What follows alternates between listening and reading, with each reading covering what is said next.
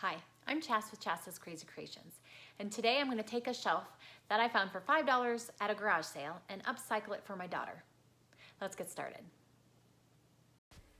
I found this shelving unit at a garage sale for just a few dollars. I knew this is just what we needed in my daughter's room. To start, I used my Black & Decker orbital sander to smooth off the surfaces and make it rough so I could repaint the whole item. As I was sanding, I noticed that there was a lot of rough areas. The person who had painted it before hadn't done the best job, and it would be a lot of work to smooth it all the way down. That wasn't enough to stop me. I had a new plan. Using Cred Cutter, I sprayed the entire surface of the piece and cleaned it off. This would free it of dirt and debris and anything left on it that I didn't want there before I painted it. I let my daughter help pick out the color scheme for what she wanted for her shelf. She picked Folk Art Home Decor Chalk Paint in the color Castle. I painted all the legs and all the edges with the Castle paint and let it dry completely. One thing I love about this chalk paint is that it's water-based, so it's easy to clean up. I painted one coat, then I let it dry, and then I painted a second coat and let that dry. I think that it's really fun to watch the evolution of a piece as it's transformed into something new and something you love. I had found this star fabric for $2 on clearance at Walmart and bought it and wasn't sure when I was going to use it, but now was the time.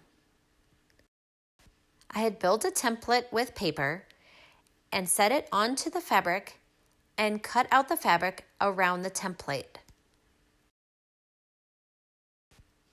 I cut out 3 pieces for the smaller shelf and 1 large piece for the top shelf.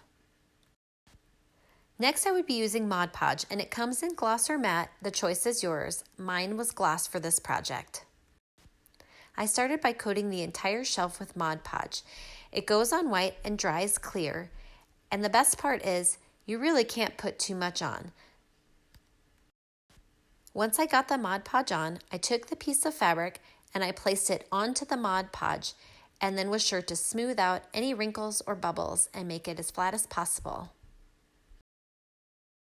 I repeated this process on all of the shelves, first putting the Mod Podge on and coating the entire shelf where the fabric would go. Then I placed the fabric onto the Mod Podge and smoothed it out. Once the fabric was on, I let it sit for a little bit so that it would be sturdy. I then placed a second layer of Mod Podge over the top of the fabric on each of the shelves. Once all the shelves were done, I let it dry for 15 minutes and then placed a second coat on. I let that dry for 15 minutes and put a third coat on.